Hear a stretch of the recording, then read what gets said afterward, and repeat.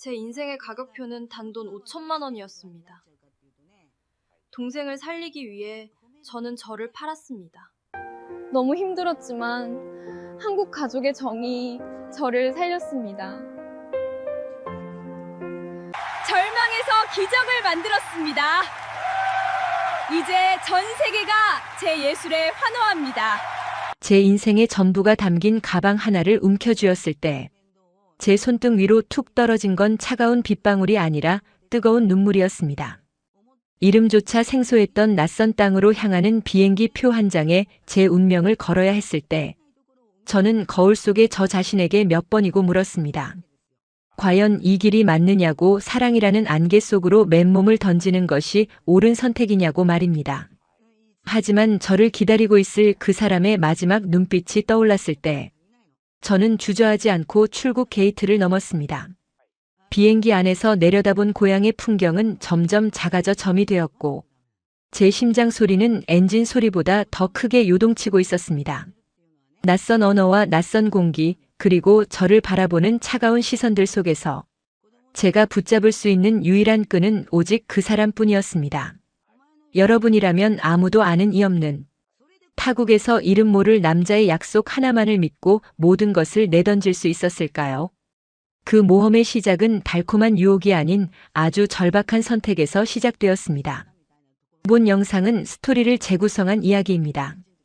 여러분의 따뜻한 구독과 좋아요가 영상 제작에 큰 힘이 됩니다. 시청하고 계신 지역은 어디신지 댓글 남겨주세요. 저는 아르헨티나의 아름다운 항구 도시 로사리오에서 태어난 엘레나입니다. 그곳에서 저는 탱고 무용수이자 아이들에게 춤을 가르치는 강사로 활동하며 소박하지만 자부심 넘치는 삶을 살고 있었습니다. 아르헨티나의 뜨거운 태양 아래서 땀 흘리며 춤을 출 때 저는 세상 그 누구보다 행복한 사람이었습니다. 하지만 평화롭던 제 일상은 한순간에 무너져 내렸습니다.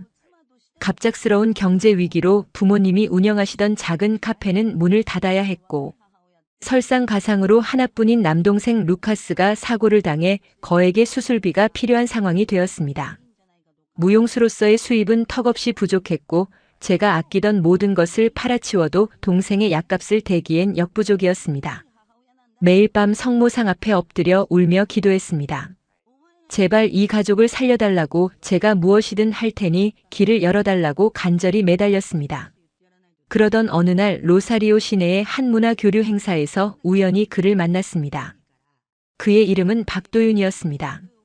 한국에서 온 섬유 디자인 전문가라고 자신을 소개한 도윤 씨는 제 공연을 보고 무대 뒤로 찾아왔습니다. 처음 그를 보았을 때 느꼈던 감정은 호기심보다는 경계심에 가까웠습니다. 동양에서 온 이 남자는 수줍은 미소를 짓고 있었지만 눈빛만큼은 아주 깊고 고요했습니다. 도윤 씨는 서툰 스페인어로 제 춤이 마치 마음의 소리를 몸으로 표현하는 것 같아 큰 감동을 받았다고 말했습니다. 저는 그저 예의 바른 인사치레라고 생각하며 가볍게 목례를 하고 돌아서려 했습니다. 하지만 그는 제 뒤를 따라와 조심스럽게 명함을 건넸습니다. 혹시 도움이 필요한 일이 생기면 꼭 연락해달라는 말과 함께였습니다. 일주일 뒤 저는 결국 도윤 씨에게 연락을 할 수밖에 없었습니다. 동생의 병원비 독촉장은 매일 날아왔고 친척들에게 빌린 돈도 한계에 다다랐기 때문입니다. 우리는 조용한 카페에서 마주 앉았습니다. 도윤 씨는 제 굳은 표정을 살피더니 따뜻한 차 한 잔을 밀어주었습니다. 엘레나 씨, 얼굴이 아주 안 좋아 보여요. 무슨 고민이 있는지 제게 말해줄 수 없나요? 저는 한참을 망설이다가 결국 제 처지를 털어놓았습니다. 동생의 사고와 감당할 수 없는 병원비, 그리고 무너져가는 가족의 상황을 이야기하는 동안 제 목소리는 떨렸고 눈에서는 끝내 눈물이 터져 나왔습니다. 도윤 씨는 제 말을 끊지 않고 끝까지 들어주었습니다. 그가 저를 가여운 눈으로 쳐다볼 줄 알았는데 그의 눈빛은 오히려 흔들림 없이 단단했습니다. 한참의 침묵 끝에 도윤 씨가 입을 열었습니다. 엘레나 씨, 제가 제안을 하나 해도 될까요? 저는 고개를 들어 그를 바라보았습니다. 제 회사가 한국에서 새로운 디자인 프로젝트를 시작하는데 현지 문화에 밝고 감각이 뛰어난 사람이 필요합니다. 만약 엘레나 씨가 한국으로 와서 저와 함께 일해준다면 동생의 수술비는 제가 선지급 형식으로 해결해 드릴 수 있습니다. 저는 귀를 의심했습니다. 모르는 남자가 제안하기엔 너무나 파격적인 조건이었으니까요. 한국으로 가야 한다고요. 제가 춤 말고 무엇을 할 수 있겠어요? 도윤 씨는 미소 지으며 대답했습니다. 예술적인 감각은 어디서든 통하는 법입니다. 그리고 제가 곁에서 모든 것을 돕겠습니다. 엘레나 씨는 그저 저를 믿어주시면 됩니다. 그날 밤 저는 뜬 눈으로 밤을 지새웠습니다. 낯선 한국이라는 나라로 떠나는 것이 두려웠지만 침대에 누워 신음하는 동생 루카스를 보니 더 이상 주저할 시간이 없었습니다. 부모님은 눈물을 흘리며 반대하셨습니다. 어떻게 알지도 못하는 사람을 따라 그 먼 곳까지 가느냐고, 차라리 우리가 더 고생하겠다며 저를 만류하셨죠. 하지만 저는 부모님의 주름진 손을 잡으며 결심을 전했습니다. 엄마, 아빠, 도윤 씨는 나쁜 사람이 아니에요. 제 직감이 그렇게 말해주고 있어요. 그리고 루카스를 살릴 수 있는 방법이 이것뿐이라면 저는 지옥이라도 갈 거예요. 결국 저는 도윤 씨의 제안을 받아들였고 계약서에 서명을 했습니다. 일주일 뒤 도윤 씨가 약속한 돈이 제 통장으로 입금되었고 동생은 무사히 수술을 받을 수 있었습니다. 한국행 비행기에 오르던 날 도윤 씨는 공항에서 저를 기다리고 있었습니다. 그는 제 가방을 대신 들어주며 부드럽게 속삭였습니다. 걱정하지 마세요, 엘레나 씨. 한국은 아주 아름다운 곳입니다. 제가 약속한 모든 것을 지킬 테니 그저 편안하게 마음먹으세요. 저는 그의 눈을 똑바로 쳐다보았습니다. 도윤 씨, 왜 저에게 이렇게까지 해주는 건가요? 단순히 디자인 프로젝트 때문인가요? 도윤 씨는 잠시 멈칫하더니 조용히 말했습니다. 엘레나 씨의 춤을 보았을 때 제가 잊고 살았던 열정을 다시 찾은 기분이었습니다. 그 열정이 사라지지 않게 지켜주고 싶었습니다. 그의 진심 어린 대답에 제 마음속 차가웠던 벽이 조금씩 허물어지는 것을 느꼈습니다. 12시간의 비행 끝에 도착한 한국은 제가 생각했던 것보다 훨씬 더 화려하고 바쁜 곳이었습니다. 인천공항의 차가운 공기가 폐부 깊숙이 들어오자 비로소 제가 집에서 얼마나 멀리 떨어져 있는지 실감이 났습니다. 도윤 씨는 제 표정을 살피더니 한국어로 적힌 작은 수첩 하나를 건넸습니다. 여기 자주 쓰는 표현들을 적어뒀어요. 제가 없을 때 요긴하게 쓰일 겁니다. 우리는 도윤 씨가 마련해준 구미의 한 아파트로 향했습니다. 창밖으로 보이는 낯선 풍경들, 수많은 한글 간판들, 그리고 쉴 새 없이 움직이는 사람들 사이에서 저는 이방인이 된 기분을 지울 수 없었습니다. 하지만 도윤 씨는 차 안에서 잔잔한 음악을 틀어주며 제 긴장을 풀어주려 애썼습니다. 도착한 집은 생각보다 넓고 깨끗했습니다. 도윤 씨는 제가 쓸 방을 안내해주며 필요한 물건들이 있으면 언제든 말하라고 했습니다. 엘레나 씨, 오늘은 피곤할 테니 푹 쉬세요. 내일부터는 제가 한국 생활에 적응할 수 있도록 하나하나 알려드릴게요. 도윤 씨가 나간 뒤 저는 침대에 몸을 던졌습니다.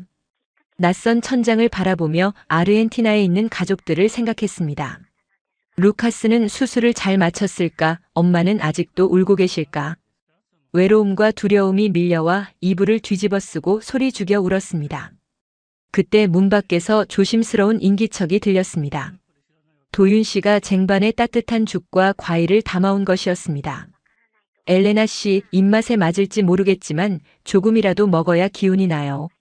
그는 제 곁에 앉아 죽을 한 숟가락 떠서 건넸습니다. 낯선 음식이었지만 그의 정성이 느껴져 억지로 한 입을 삼켰습니다. 따뜻한 기운이 몸속으로 퍼지자 왠지 모를 안도감이 들었습니다. 도윤 씨는 제가 다 먹을 때까지 옆을 지켜주었습니다. 엘레나 씨는 참 강한 사람이에요.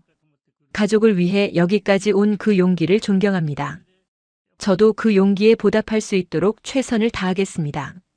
그의 차분한 목소리는 밤바다의 파도처럼 제 불안한 마음을 다독여 주었습니다. 다음 날부터 도윤 씨의 본격적인 배려가 시작되었습니다.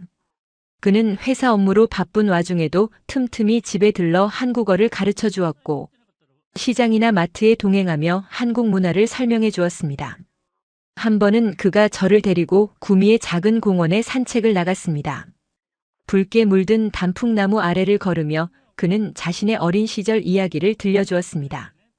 부모님을 일찍 여의고 할머니 밑에서 외롭게 자랐던 이야기, 꿈을 이루기 위해 밤낮 없이 일했던 고단한 시절들을 담담하게 털어놓았습니다. 엘레나 씨를 처음 보았을 때 제 모습이 겹쳐 보였어요. 무언가를 지키기 위해 필사적으로 몸짓을 하던 그 모습이요. 도윤 씨의 고백에 저는 가슴이 뭉클해졌습니다. 저를 단순히 고용된 사람이나 가여운 외국인이 아니라 같은 아픔을 가진 한 사람으로 보고 있었다는 사실이 고마웠습니다. 그날 이후 저는 도윤 씨를 대하는 마음이 조금씩 변하기 시작했습니다. 그가 퇴근할 시간이 되면 저도 모르게 현관문을 바라보게 되었고, 그가 맛있게 먹던 한국 음식을 배우고 싶다는 생각도 들었습니다. 하지만 한국에서의 생활이 마냥 순탄한 것만은 아니었습니다. 도윤 씨의 배려와는 별개로 주변 사람들의 시선은 따가웠습니다. 어느 날 도윤 씨가 잠시 자리를 비운 사이 아파트 단지 안에서 이웃 주민들이 저를 위아래로 훑어보며 수군거리는 것을 들었습니다. 한국어를 다 알아듣지는 못했지만 외국 여자, 돈이라는 단어만큼은 제 가슴에 비수처럼 꽂혔습니다. 제가 돈 때문에 한국 남자에게 팔려온 여자라고 오해하는 것 같았습니다. 자존심이 상해 방으로 뛰어들어와 문을 걸어 잠갔습니다. 역시 이곳은 제가 올 곳이 아니었다는 자책감이 밀려왔습니다. 저녁에 돌아온 도윤 씨는 제 부은 눈을 보고 단번에 무슨 일이 있었는지 눈치챘습니다. 도윤 씨는 제 앞에 무릎을 꿇고 앉아 제 손을 꼭 잡았습니다. 엘레나 씨, 사람들이 하는 말에 귀 기울이지 마세요. 그들은 당신이 어떤 삶을 살았는지, 얼마나 위대한 결정을 내렸는지 전혀 모릅니다. 당신은 제게 가장 소중한 파트너이자 친구입니다. 제가 당신을 지킬 테니 제발 상처받지 마세요. 도윤 씨의 단호한 목소리에 서러움이 눈 녹듯 사라졌습니다. 그는 그 다음날 이웃들에게 정식으로 저를 소개했습니다. 아르헨티나에서 모셔온 아주 유능한 디자이너이자 제 소중한 지인이라고요. 그의 당당한 태도에 수군거리던 사람들도 조금씩 입을 다물기 시작했습니다. 도윤 씨의 진심은 거기서 그치지 않았습니다. 그는 제가 춤을 잊지 않도록 거실 한쪽에 전신 거울을 설치해주고 연습할 수 있는 공간을 만들어 주었습니다.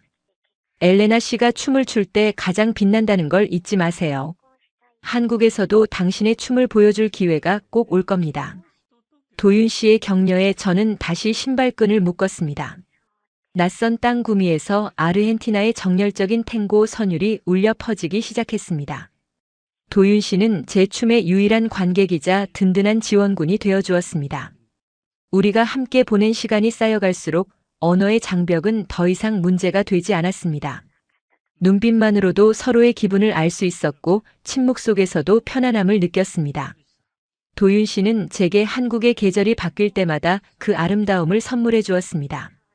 봄에는 흩날리는 벚꽃 아래서 제 손을 잡아주었고, 여름에는 시원한 계곡물에 발을 담그며 제 웃음소리를 들어주었습니다. 어느 비오는 날 밤이었습니다. 천둥 소리에 놀라 잠에서 깬 저는 거실로 나왔습니다. 도윤 씨가 창밖을 보며 맥주 한 잔을 마시고 있었습니다. 그는 저를 보고 미소 지으며 자리를 권했습니다. 엘레나 씨, 비 오는 날은 참 운치가 있죠. 아르헨티나의 비는 어떤 느낌인가요? 저는 그의 옆에 앉아 제 고향 로사리오의 빗소리를 이야기해 주었습니다. 그러다 문득 도윤 씨의 옆얼굴을 보았는데 그의 눈에 형용할 수 없는 깊은 슬픔과 애정이 동시에 서려 있는 것을 발견했습니다. 도윤 씨, 왜 저를 이토록 따뜻하게 대해주시는 건가요? 단순히 계약 때문이라고 하기엔 당신의 진심이 너무 큽니다. 도윤 씨는 잔을 내려놓고 제 쪽으로 몸을 돌렸습니다. 엘레나 씨, 처음엔 정말 프로젝트 때문이었을지도 모릅니다. 하지만 시간이 지날수록 당신이라는 사람 자체를 깊이 알고 싶어졌습니다. 당신의 강인함, 가족을 향한 사랑, 그리고 춤에 대한 열정. 그 모든 것들이 제 메마른 삶의 단비처럼 다가왔습니다. 저는 이제 당신이 없는 일상을 상상할 수가 없습니다. 도윤 씨의 고백은 화려하지 않았지만 그 어떤 말보다 묵직하게 제 심장을 때렸습니다. 저 또한 마찬가지였습니다. 낯선 타국에서 유일한 안식처가 되어준 그를 사랑하지 않을 이유가 없었습니다. 저는 떨리는 손으로 그의 손을 맞잡았습니다. 도윤 씨, 저도 이제 당신이 없는 한국은 생각하고 싶지 않아요. 당신은 제게 기적 같은 사람입니다. 그날 밤 우리는 서로의 마음을 확인했습니다. 그것은 계약으로 시작된 관계가 진실한 사랑으로 거듭나는 순간이었습니다. 도윤 씨는 제 이마에 부드럽게 입을 맞추며 약속했습니다. 엘레나 씨, 아니 엘레나. 평생 당신을 지키겠습니다. 당신의 가족도 이제 제 가족입니다. 저는 그의 품에 안겨 처음으로 한국이 제 집처럼 느껴졌습니다. 하지만 행복도 잠시 도윤 씨의 회사가 갑작스러운 경영난에 처하게 되었습니다. 프로젝트는 중단될 위기에 놓였고 도윤 씨는 해결책을 찾기 위해 매일 밤을 지새웠습니다. 제가 도와줄 수 있는 일이 없어 가슴이 타들어갔습니다. 설상가상으로 아르헨티나에서 들려온 소식은 저를 더욱 절망하게 만들었습니다. 루카스의 상태가 다시 악화되어 추가적인 치료비가 필요하다는 전화를 받은 것입니다. 도윤 씨에게 이 사실을 알릴 수가 없었습니다. 이미 자신의 회사 일로 힘겨워하는 그에게 더 큰 짐을 지우고 싶지 않았기 때문입니다. 저는 혼자서 길을 찾기 시작했습니다. 한국어 실력을 살려 통역 아르바이트를 구하고 밤에는 식당에서 설거지를 하며 돈을 모았습니다. 도윤 씨에겐 비밀로 한 채였습니다.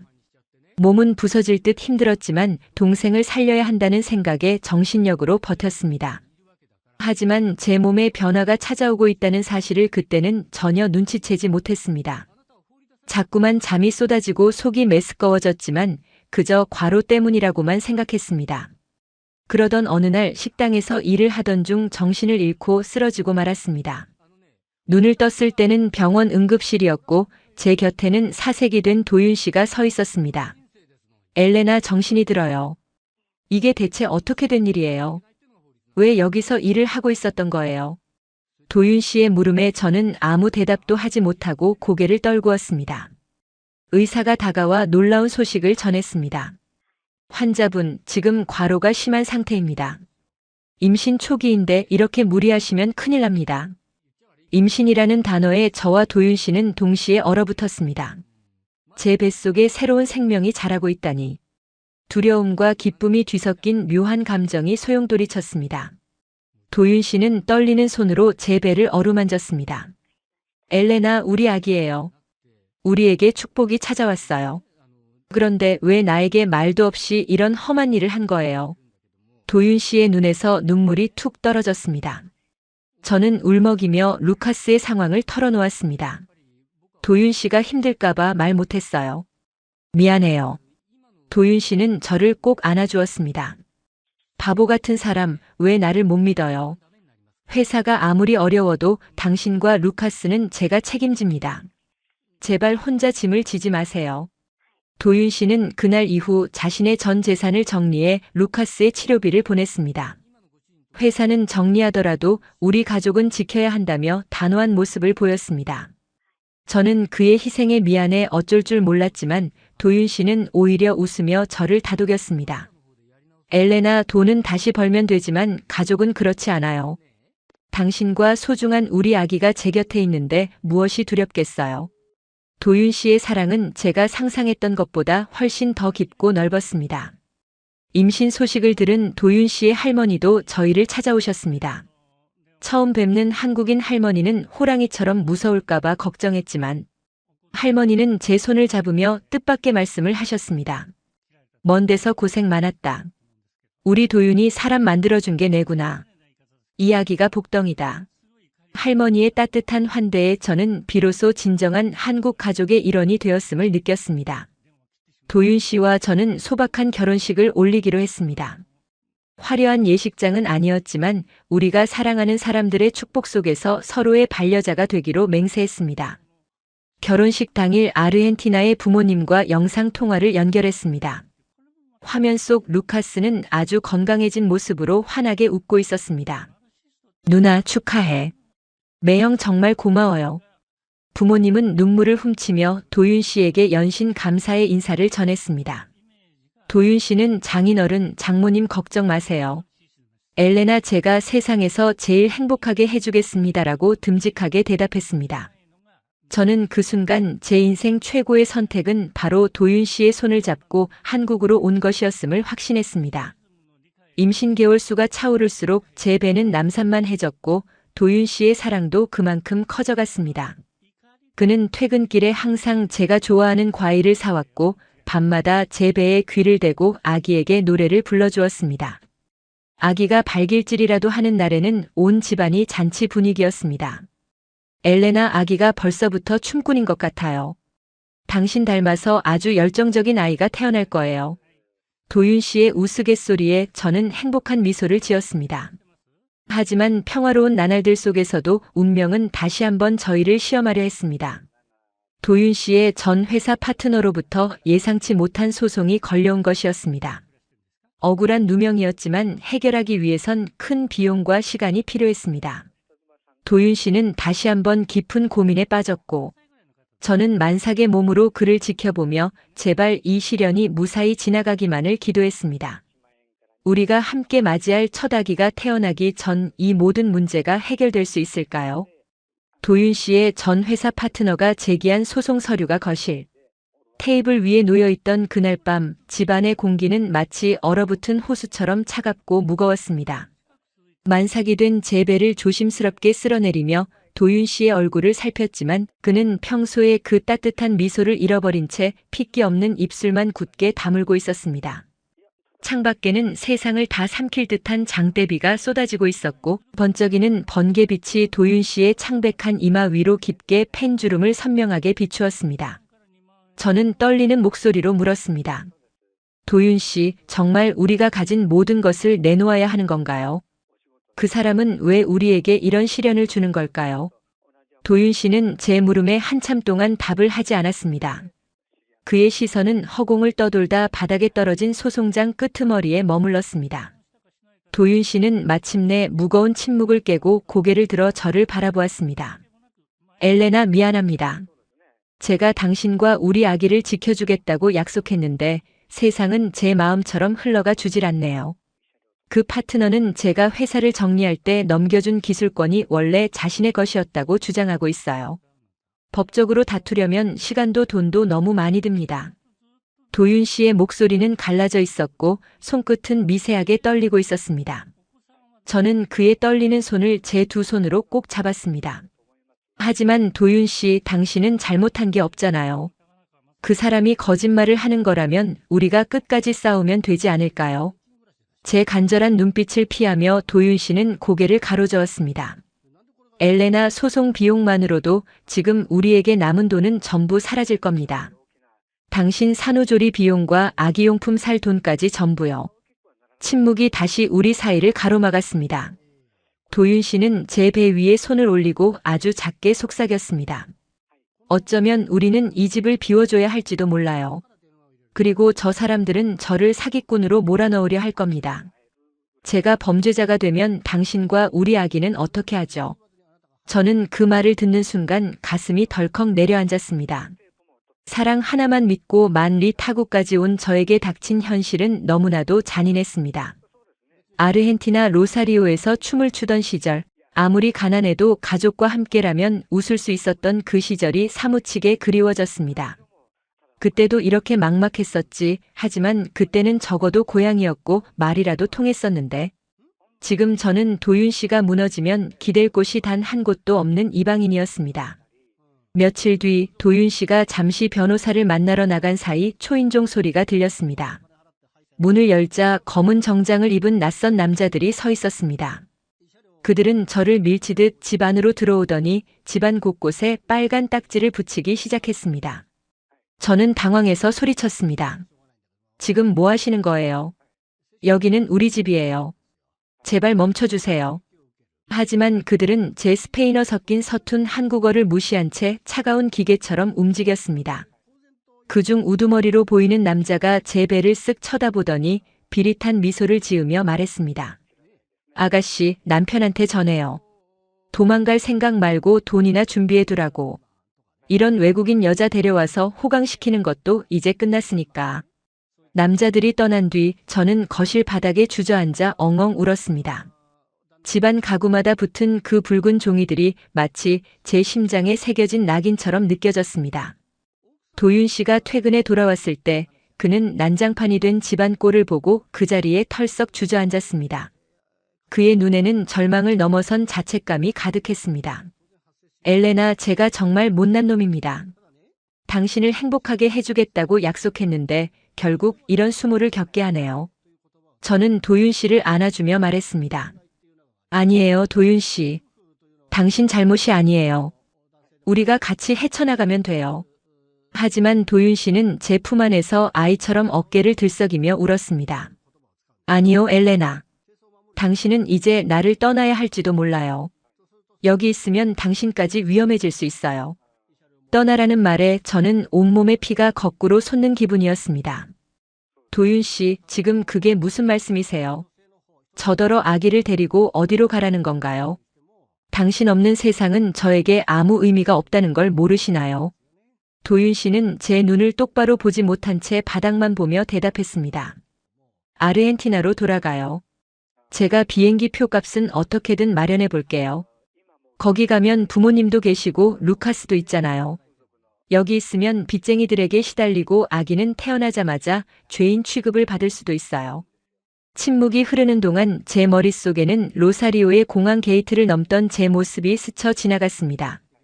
모든 것을 걸고 여기까지 왔는데 다시 빈손으로 돌아가라고요. 그것도 가장 사랑하는 사람을 버려둔 채로요. 저는 도윤 씨의 뺨을 세게 때렸습니다. 도윤 씨, 제가 돈 때문에 당신을 선택했다고 생각하나요? 5천만 원의 진실을 알았을 때 제가 당신 발 앞에 무릎 꿇고 울었던 건 그 돈이 고마워서가 아니었어요. 당신의 그 깊은 진심이 가족을 위해 모든 것을 내던진 당신의 영혼이 너무나 기특하고 사랑스러워서였어요. 그런데 이제 와서 저를 버리라고요. 도윤 씨는 뺨을 맞은 채 멍하니 저를 바라보았습니다. 그의 눈가에 다시 눈물이 고였습니다. 하지만 엘레나, 제가 당신을 지킬 힘이 없어요. 돈도 없고 명예도 실추됐어요. 저는 이제 빈털터리 사기꾼으로 불릴 텐데 그런 저를 옆에서 지켜보는 게 얼마나 고통스러울지 아세요? 저는 만삭의 배를 내밀며 그의 손을 제 배 위에 얹게 했습니다. 느껴지나요, 도윤 씨? 이 안에서 뛰고 있는 우리 아기의 심장 소리가요. 이 아이는 당신의 아이이기도 하지만 제 아이이기도 해요. 저는 탱고를 추던 여자예요. 무대 위에서 수천 번을 넘어지고 발톱이 빠져도 끝까지 춤을 맞췄던 엘레나라고요. 당신이 무너진다면 제가 당신의 지팡이가 될 거예요. 당신이 사기꾼으로 몰린다면 제가 당신의 결백을 증명할 증인이 될 거예요. 우리는 절대로 헤어지지 않아요. 도윤 씨는 제 손을 으스러지도록 꽉 잡았습니다. 엘레나, 정말 괜찮겠어요. 평생을 가난과 싸워야 할지도 모르고 사람들의 손가락질을 받아야 할지도 몰라요. 저는 눈물을 닦으며 미소 지었습니다. 당신만 있으면 돼요. 당신만 제 곁에 있다면 저는 그 어떤 폭풍우도 견딜 수 있어요. 그날 이후 우리는 익숙했던 구미의 아파트를 떠나기로 했습니다. 빚쟁이들의 추적을 피하고 소송을 준비하기 위해서는 아무도 모르는 곳으로 숨어야 했습니다. 도윤 씨는 할머니가 생전에 사두셨던 시골의 낡은 폐가를 떠올렸습니다. 아주 멀고 외진 곳이라 전기도 잘 들어오지 않는 곳이라고 했습니다. 하지만 우리는 선택의 여지가 없었습니다. 짐을 챙기는 동안 저는 제가 아끼던 무용 신발을 손에 쥐었습니다. 화려한 무대 위에서 저를 빛내주던 그 신발을 보며 이제는 흙먼지 가득한 시골길을 걸어야 할 제 운명을 직감했습니다. 하지만 슬프지 않았습니다. 오히려 도윤 씨와 함께라면 그곳이 어디든 낙원이 될 수 있을 거라는 묘한 용기가 샘솟았습니다. 떠나기 전날 밤 저는 도윤 씨 몰래 아르헨티나의 부모님께 편지를 썼습니다. 엄마, 아빠, 저 조금 더 한국에 머물러야 할 것 같아요. 도윤 씨와 함께 해결해야 할 일이 생겼거든요. 걱정 마세요. 저는 아주 강하니까요. 소피아가 태어나면 꼭 보여드릴게요. 편지를 쓰는 동안 눈물이 종이 위로 번졌습니다. 부모님께는 행복한 모습만 보여드리고 싶었는데 결국 이런 소식을 전하게 되어 가슴이 찢어지는 것 같았습니다. 하지만 이것이 제가 선택한 사랑의 대가라면 저는 기꺼이 치르겠다고 다짐했습니다. 도윤 씨는 제 등 뒤로 다가와 저를 가만히 안아주었습니다. 엘레나, 고마워요. 내 곁에 있어줘서. 저도 속삭였습니다. 저야말로 고마워요, 도윤 씨. 저를 포기하지 않게 해줘서. 우리는 낡은 트럭에 최소한의 짐만 싣고 어둠이 깔린 새벽녘에 집을 나섰습니다. 아파트 단지를 빠져나오며 백미러로 멀어지는 불빛들을 바라보았습니다. 저곳에서 우리는 꿈을 꾸었고 아기를 가졌으며 짧지만 달콤한 행복을 맛보았습니다. 이제 그 모든 것은 과거가 되었고 우리 앞에는 칠흑 같은 어둠과 굽이진 국도가 놓여 있었습니다. 도윤 씨는 운전대를 잡은 손에 힘을 주며 암만 응시했습니다. 엘레나, 배는 괜찮아요. 아기가 놀라지는 않았나요? 저는 제 배를 감싸 안으며 대답했습니다. 아기도 아빠가 운전하는 걸 아나 봐요. 아주 얌전해요. 걱정 마세요. 우리 세 식구잖아요. 몇 시간을 달려 도착한 곳은 경상도의 깊은 산골 마을이었습니다. 길은 험했고 가로등 하나 보이지 않았습니다. 트럭의 헤드라이트 불빛에 의지의 산길을 오르다 보니 자풀이 무성하게 자란 낡은 기와집 한 채가 나타났습니다. 도윤 씨는 차를 세우고 깊은 한숨을 내쉬었습니다. 여기가 할머니가 사셨던 곳이에요. 너무 낡아서 당신이 지내기에 너무 불편할 텐데. 차 문을 열고 내리자 차가운 산바람이 제 뺨을 때렸습니다. 공기는 맑았지만 적막함이 엄습해왔습니다. 삐걱거리는 대문을 열고 들어가자 먼지 냄새와 곰팡이 냄새가 코를 찔렀습니다. 도윤 씨는 서둘러 방 안의 먼지를 털어내고 이불을 깔았습니다. 엘레나, 오늘 밤만 여기서 참고 자요. 내일부터 제가 집을 수리할게요.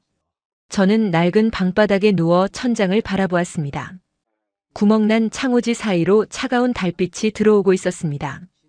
아르헨티나 로사리오의 화려한 조명 아래서 춤을 추던 저와 이 산골 폐가에 누워있는 저는 같은 사람일까요? 인생이란 참으로 알 수 없는 것이었습니다.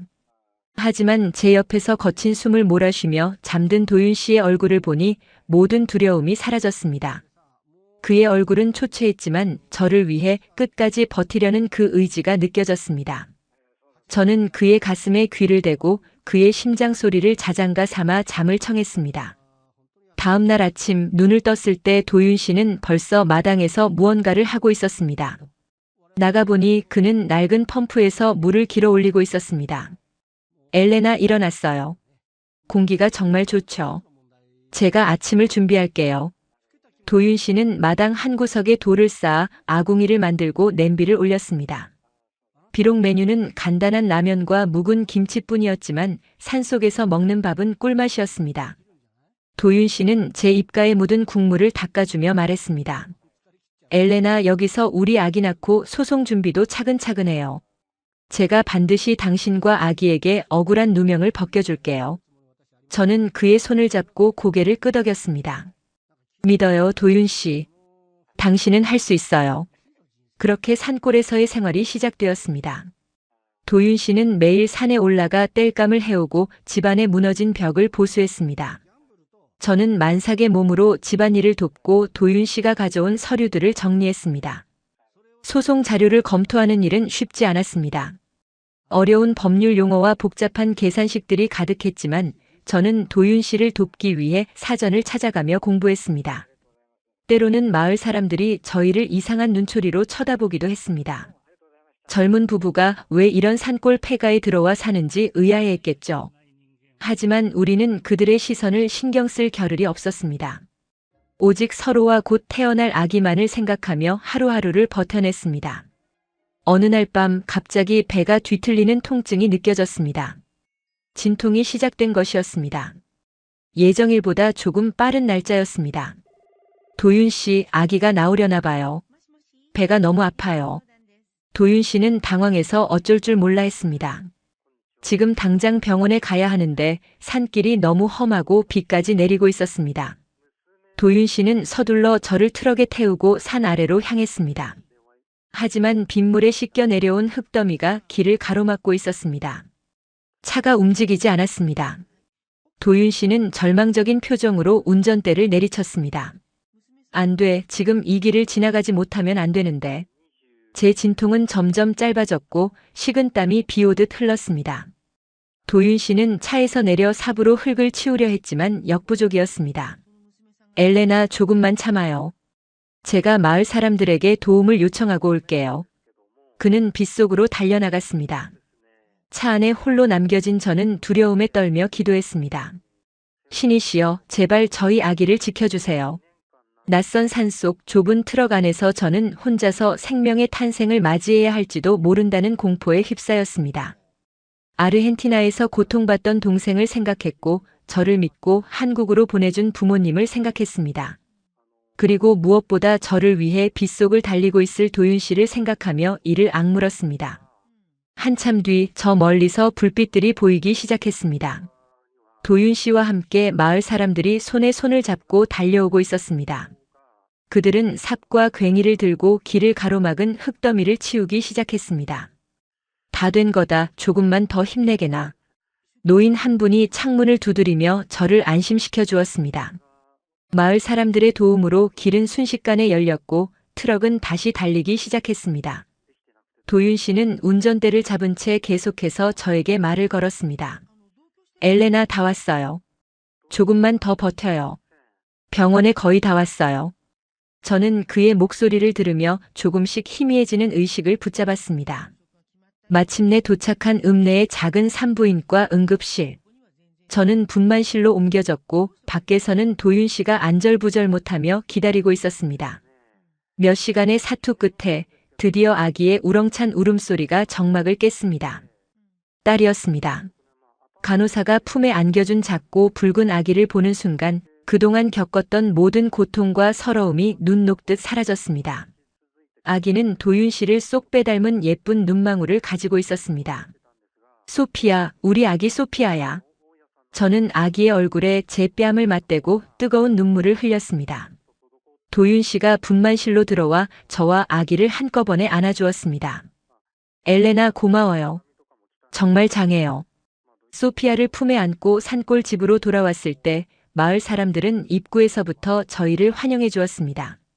그들은 갓 태어난 아기를 위해 기저귀와 분유, 직접 기른 채소들을 가져다 주었습니다. 외지인이라 경계했던 그들의 마음이 아기의 탄생으로 열린 것이었습니다. 도윤 씨는 마을 사람들에게 연신 고개를 숙여 감사 인사를 전했습니다. 우리는 이제 더 이상 혼자가 아니었습니다. 비록 가진 것은 없었지만 주변에 따뜻한 정과 서로의 사랑이 있었기에 우리는 다시 시작할 수 있는 힘을 얻었습니다. 산골집의 낡은 방 안은 소피아의 울음소리와 웃음소리로 가득 찼습니다. 산후조리를 하며 저는 다시 소송 서류들을 들여다보기 시작했습니다. 도윤 씨가 잠든 사이 저는 서류 더미 속에서 결정적인 증거를 찾아냈습니다. 예전 파트너가 도윤 씨의 기술권을 가로채기 위해 작성했던 위조 서류의 허점을 발견한 것이었습니다. 도윤 씨, 이것 보세요. 이 날짜와 서명이 앞뒤가 맞지 않아요. 도윤 씨는 제가 가리킨 곳을 보더니 눈을 크게 떴습니다. 엘레나, 이건 정말 대단한 발견이에요. 이 증거만 있으면 소송에서 이길 수 있어요. 당신이 우리 가족을 다시 살렸어요. 도윤 씨는 저를 번쩍 들어올리며 기뻐했습니다. 우리는 이제 반격을 준비하기 시작했습니다. 도윤 씨는 마을의 인터넷을 빌려 변호사에게 증거를 보냈고 저는 아기를 돌보며 도윤 씨를 응원했습니다. 소송은 여전히 진행 중이었지만 이제 우리에게는 희망이라는 확실한 등불이 생겼습니다. 하지만 상대방도 가만히 있지 않았습니다. 저희의 위치를 알아낸 것인지 낯선 검은 차들이 마을 주변을 맴돌기 시작했습니다. 도윤 씨는 불안해하는 저를 안심시켰습니다. 걱정 마요, 엘레나. 이번에는 절대로 도망가지 않을 거예요. 당당하게 맞서서 우리 자리를 되찾을 겁니다. 소송의 마지막 변론 기일이 다가왔습니다. 도윤 씨는 정장을 차려입고 법원으로 향할 준비를 마쳤습니다. 저는 소피아를 업고 대문 밖까지 배웅했습니다. 도윤 씨, 꼭 이기고 돌아오세요. 우리 소피아에게 부끄럽지 않은 아빠가 되어주세요. 도윤 씨는 제 이마에 짧게 입을 맞추고 말했습니다. 그럴게요, 엘레나. 당신이 믿어준 만큼 제가 그 믿음을 증명하고 올게요. 차가 멀어지는 뒷모습을 보며 저는 가슴이 요동치는 것을 느꼈습니다. 이것은 끝이 아니라 새로운 시작의 서막이었습니다. 법원으로 향하는 도윤 씨를 보내고 저는 집안을 정리하며 기도했습니다. 창밖에는 어느덧 봄이 찾아와 산등성이의 진달래가 피기 시작했습니다. 춥고 길었던 겨울이 지나고 꽃이 피는 것처럼 우리 인생에도 이제 따뜻한 봄날만 가득하기를 바랐습니다. 그런데 그때 집 마당에 낯선 남자가 서 있는 것을 발견했습니다. 도윤 씨의 전 파트너였습니다. 그는 비열한 웃음을 지으며 제 쪽으로 다가왔습니다. 엘레나 씨라고 했나? 도윤이가 법원에 간 사이에 아주 오붓하게 대화를 좀 나눠야겠는데. 그의 손에는 두툼한 서류 봉투와 함께 날카로운 무언가가 빛나고 있었습니다. 저는 소피아를 더 꽉 껴안으며 뒤로 물러났습니다. 당신이 여기 왜 왔어요? 당장 나가세요. 경찰에 신고할 거예요. 남자는 껄껄 웃으며 말했습니다. 경찰. 여기까지 오려면 한참 걸릴 텐데. 그리고 신고할 틈도 없을 거야. 도윤이가 지금 법원에서 이길 수 있다고 착각하는 모양인데 내가 이 서류에 서명만 하면 게임은 끝나는 거거든. 그는 제 앞에 억지 계약서를 내밀었습니다. 도윤 씨가 모든 혐의를 인정하고 기술권을 넘긴다는 내용이었습니다. 저는 눈을 부릅뜨고 그를 노려보았습니다. 절대로 서명하지 않을 거예요. 당신은 도윤 씨를 이길 수 없어요. 남자의 얼굴이 험악하게 변했습니다. 좋은 말로 할 때 하는 게 신상에 좋을 거야. 아기도 있는데 험한 꼴 보기 싫잖아. 그는 저를 위협하며 한 걸음 더 다가왔습니다. 그 순간 마을 어귀에서 요란한 사이렌 소리가 들려왔습니다. 남자는 당황해서 주위를 살폈습니다. 도윤 씨가 혹시 모를 상황을 대비해 미리 마을 이장님과 경찰에게 연락을 해두었던 것이었습니다. 마을 사람들도 괭이와 낫을 들고 마당으로 뛰어들어왔습니다. 이놈아, 어디서 남의 귀한 식구에게 손을 대느냐. 이장님의 고함에 남자는 겁에 질려 도망치려 했지만 이미 경찰들에게 둘러싸인 뒤였습니다. 경찰차에 실려가는 남자의 뒷모습을 보며 저는 안도의 한숨을 내쉬었습니다. 마을 사람들은 저를 감싸 안으며 다친 곳은 없는지 살폈습니다. 고맙습니다. 정말 고맙습니다. 눈물이 쏟아졌습니다. 말도 잘 통하지 않는 외국인 며느리를 위해 한달음에 달려와 준 그들의 따뜻한 정이 제 심장을 뜨겁게 만들었습니다. 몇 시간 뒤 도윤 씨로부터 전화가 왔습니다. 엘레나, 우리가 이겼어요. 법원에서 승소 판결을 내렸습니다. 그쪽의 증거 위조가 명백하게 드러났어요. 이제 우리는 자유예요. 도윤 씨의 목소리는 기쁨에 차 있었습니다. 평화가 찾아왔다고 믿었던 그 짧은 시간이 지나고 나니 제 앞에는 다시 한번 거대한 절벽이 버티고 서 있었습니다. 산골 마을의 아름다운 풍경은 어느새 저를 가두는 창살 없는 감옥이 되었고 소피아의 울음소리는 제 무능함을 꾸짖는 천둥소리처럼 들렸습니다. 공방의 제품들이 팔리기 시작하며 희망을 가졌지만 세상은 그렇게 호락호락하지 않았습니다. 마을 사람들의 따뜻한 정이 가득했던 마당에는 이제 정체 모를 차가운 기운이 감돌기 시작했습니다. 발단은 아주 사소한 오해에서 비롯되었습니다.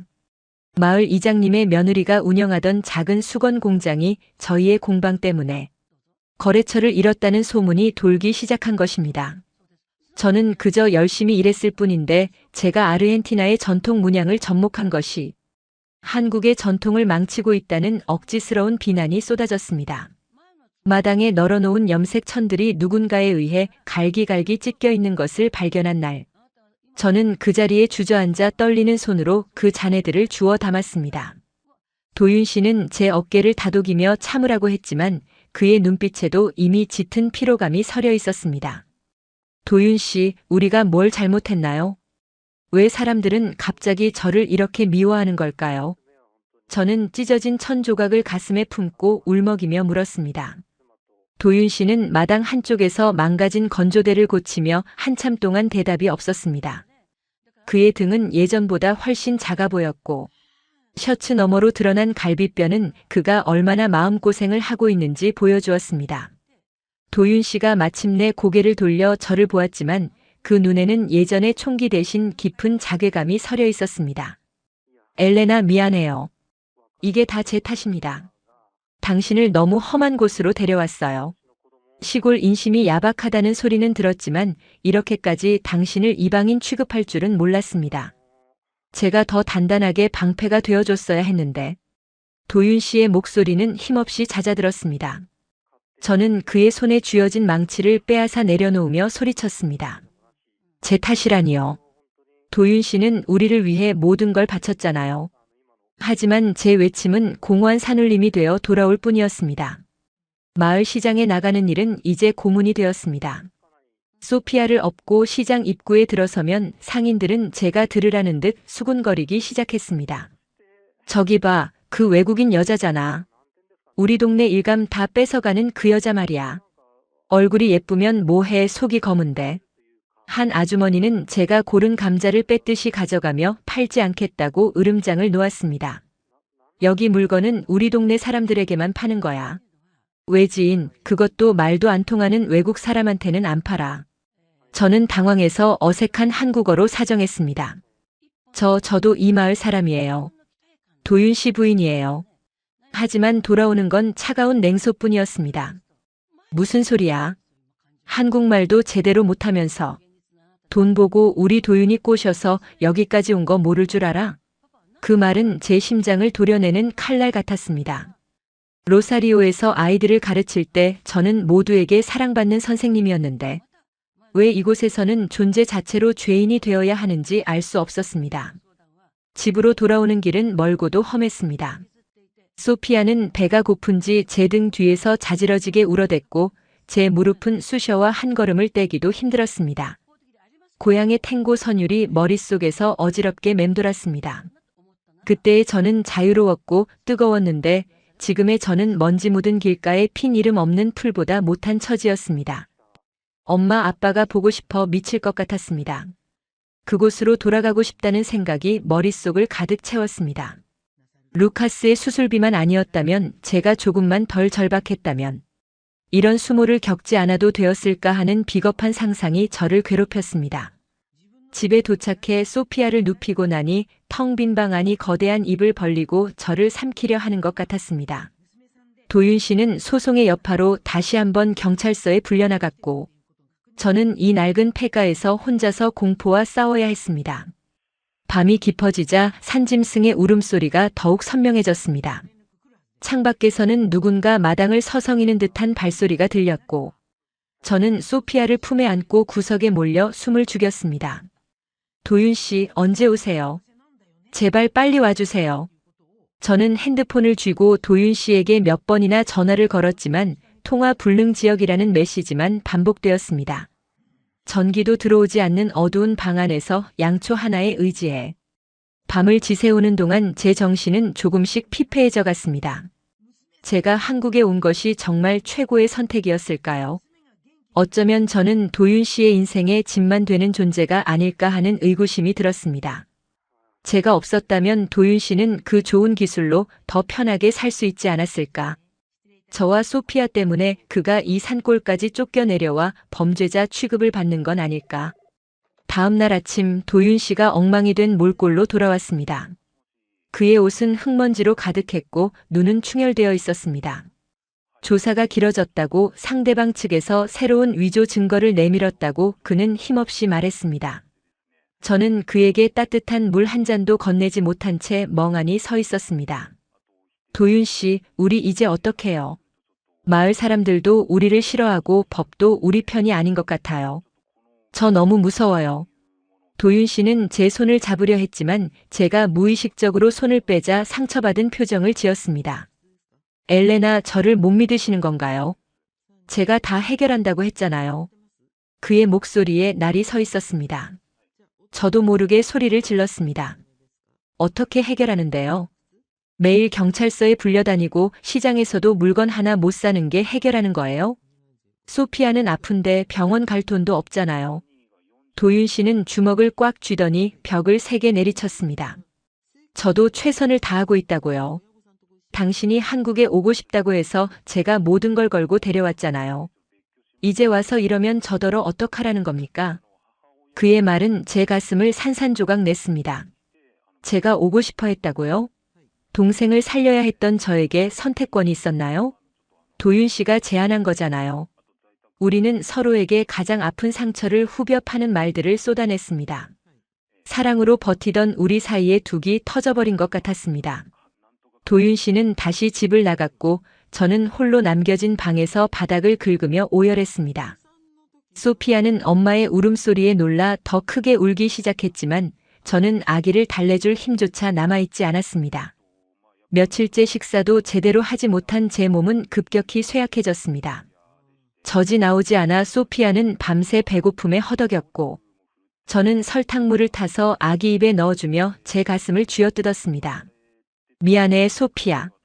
못난 엄마를 만나서 내가 고생이 많구나.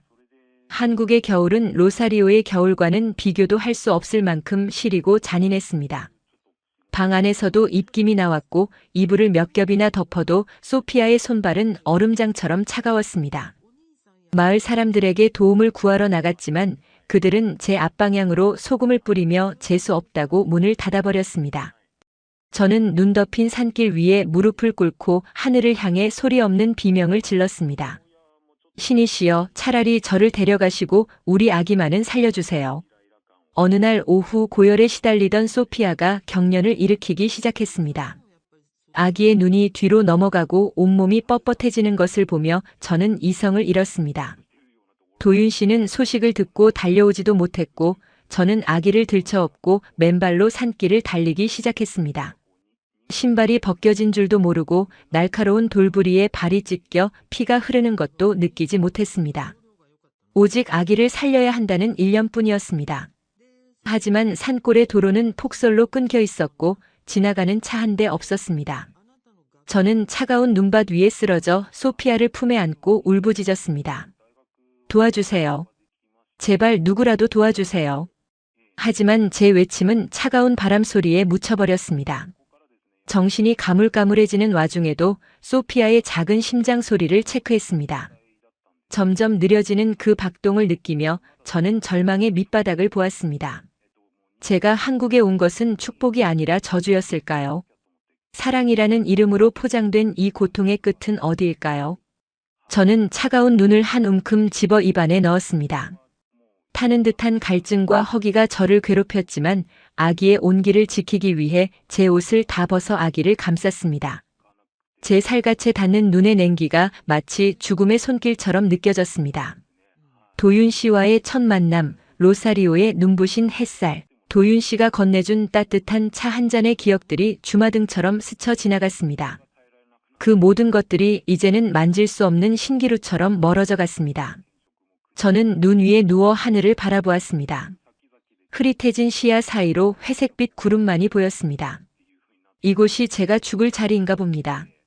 한국에 온 지 채 몇 년도 되지 않아 저는 이방인의 무덤조차 갖지 못한 채 눈 속에 묻히게 될 것 같았습니다. 도윤 씨는 제가 사라진 걸 알면 슬퍼할까요? 아니면 차라리 잘 되었다고 생각하며 안도할까요? 제 부모님은 제 죽음을 어떻게 받아들이실까요? 루카스는 누나가 자신을 위해 목숨을 바쳤다는 걸 평생의 짐으로 안고 살아가게 될까요? 저는 마지막 힘을 짜내어 소피아의 얼굴을 닦아주었습니다. 아가야, 다음 생에는 이런 가난한 엄마 말고 말 잘 통하고 날아있는 엄마한테 태어나렴. 눈물이 뺨을 타고 흘러내리다 이내 얼어붙었습니다. 온몸의 감각이 마비되고 의식이 멀어지는 찰나 저 멀리서 희미한 엔진 소리가 들리는 것 같기도 했습니다. 하지만 그것은 환청이었을 것입니다. 이 폭설 속에 누가 이 산길을 오겠습니까? 저는 천천히 눈을 감았습니다. 도윤 씨의 얼굴이 마지막으로 떠올랐습니다. 무표정했던 그의 첫인상과 저를 보며 환하게 웃어주던 그 눈동자. 도윤 씨, 미안해요. 끝까지 당신 곁을 지키지 못해서. 그리고 고마워요. 잠시나마 제가 이 세상에서 가장 특별한 사람이라고 느끼게 해줘서. 저는 차가운 침묵 속으로 서서히 가라앉았습니다. 시간이 얼마나 흘렀는지 알 수 없었습니다. 제 몸은 이미 감각이 사라진 지 오래였고 오직 가슴 속에 품은 소피아의 미약한 온기만이 제가 살아있음을 증명해주는 유일한 끈이었습니다. 바람은 더욱 거세게 몰아쳤고 눈더미는 제 몸을 덮어버렸습니다. 저는 이제 아무런 고통도 느껴지지 않았습니다. 그저 평온한 어둠 속으로 빠져드는 기분이었습니다. 그런데 그때 제 뺨 위로 뜨거운 무언가가 떨어지는 것이 느껴졌습니다. 그것은 눈도 아니고 비도 아니었습니다. 누군가의 절박한 울음소리와 함께 제 몸을 거칠게 흔드는 감각이 전해졌습니다. 엘레나. 엘레나, 정신 차려요. 제발 눈 좀 떠봐요. 그 목소리는 도윤 씨의 것이었습니다. 하지만 저는 대답할 수가 없었습니다. 입술은 얼어붙어 떨어지지 않았고 혀는 굳어버렸습니다. 도윤 씨는 제 몸을 감싸 안고 울부짖으며 저를 일으키려 애썼습니다. 제가 소피아를 지키기 위해 옷을 다 벗어준 것을 발견한 그는 자신의 외투를 벗어 저를 덮어주며 소리쳤습니다. 왜 그랬어요? 왜 이 바보 같은 짓을 했어요? 제가 다 잘못했어요. 제발 죽지 마요. 하지만 그의 외침은 이미 멀게만 느껴졌습니다. 저는 그가 저를 안고 달리는 진동을 느끼며 다시 한번 깊은 어둠 속으로 빠져들었습니다. 이것이 제 인생의 마지막 장면이 될 것이라 생각하며 저는 모든 것을 놓아버렸습니다. 병원으로 옮겨지는 내내 도윤 씨는 제 손을 놓지 않았습니다. 차가운 제 손에 자신의 입김을 불어넣으며 그는 계속해서 말을 걸었습니다. 엘레나, 우리 아기 소피아는 무사해요. 당신이 지켜냈어요. 그러니까 당신도 힘을 내야 해요. 우리 다시 로사리오에 가기로 했잖아요. 부모님 모시고 여행 가기로 했잖아요. 그 약속 지켜야죠. 그의 목소리는 젖어 있었고 절망으로 가득 차 있었습니다.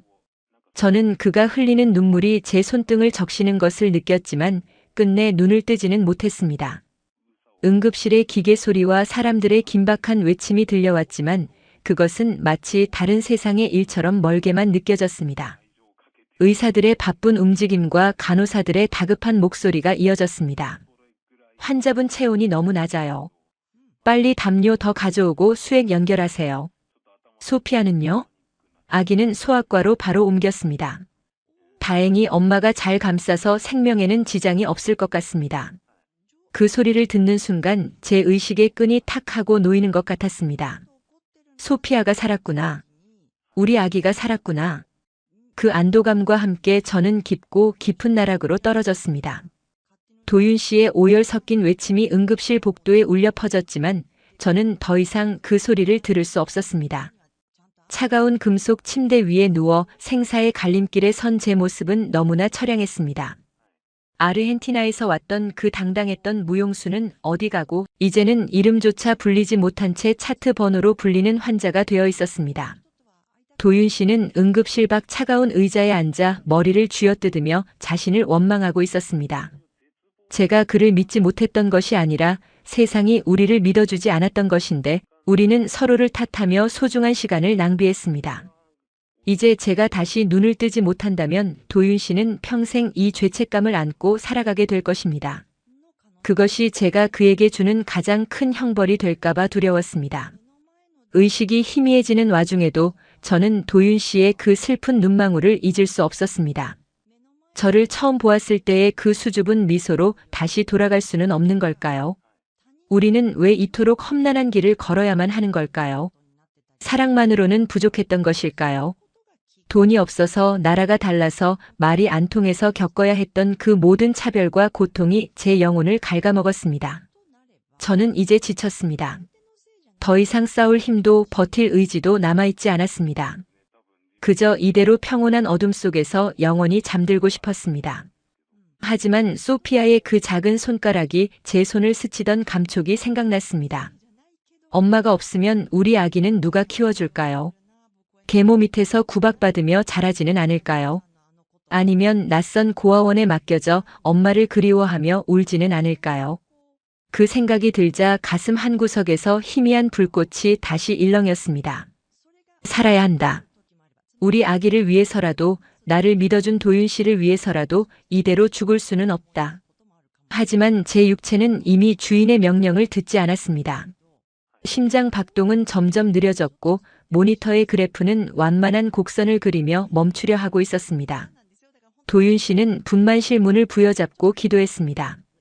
신이시여, 제발 제 아내를 살려주세요. 제가 지은 죄가 있다면 제가 다 받겠습니다.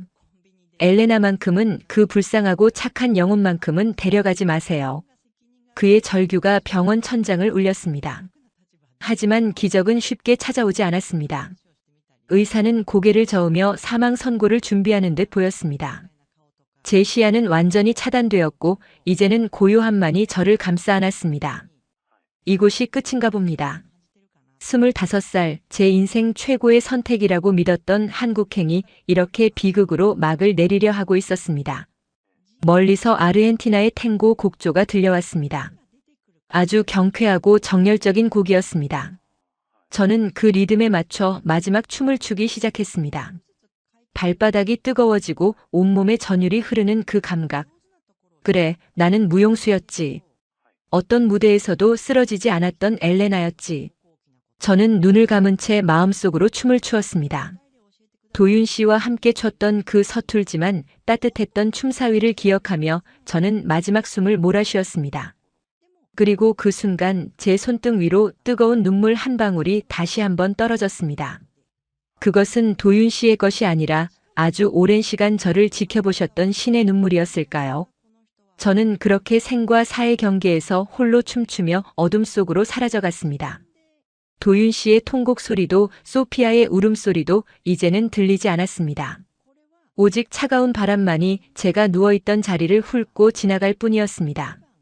한국이라는 낯선 땅에서 꽃 피우려 했던 이방인 여인의 꿈은 이렇게 눈보라 속에 파묻히고 말았습니다. 아무도 기억해주지 않을 그저 흔하디흔한 국제 결혼의 실패 사례로 기록될지도 모를. 저의 이야기는 여기서 멈춰 서 있었습니다.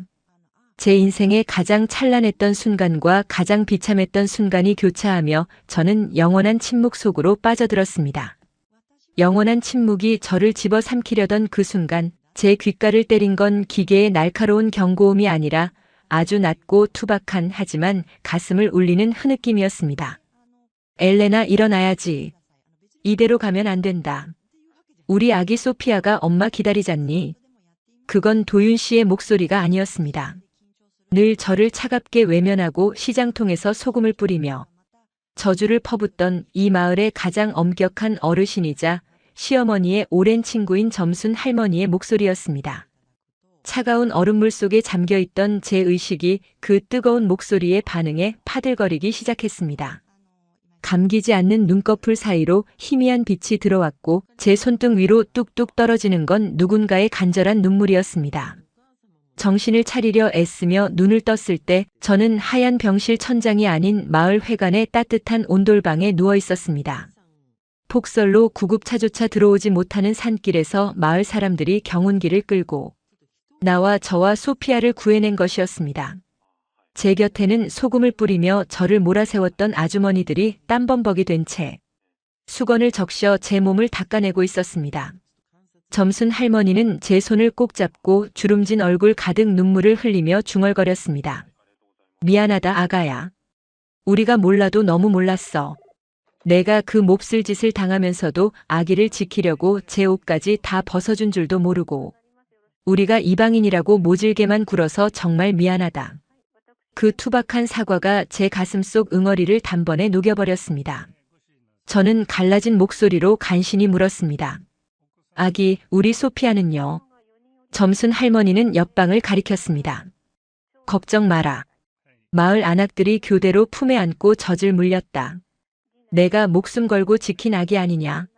하늘이 무심치 않으셔서 아주 건강하다. 저는 그 말을 듣는 순간 참아왔던 눈물이 폭포수처럼 쏟아졌습니다.